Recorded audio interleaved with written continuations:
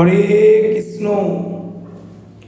যারা অতি যত্ন সহকারে নিষ্ঠার সঙ্গে এবং ভক্তি ভরে ভগবানের ভোগ নিবেদনের জন্য 56 ভোগ বানিয়ে থাকেন এবং ভগবানকে নিবেদন করেন, যে কষ্টের সঙ্গে ভোগ ভগবানকে নিবেদন করেছেন বলেই যে ভগবান গ্রহণ করবেন তা নয়।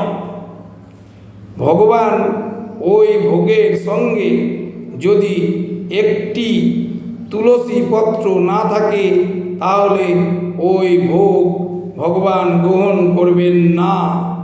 তাই ওই 56 ভোগের মধ্যে একটি কৃষ্ণ প্রিয়সী তুলসী পত্র দেওয়া থাকলে ভগবান আপনার ভোগ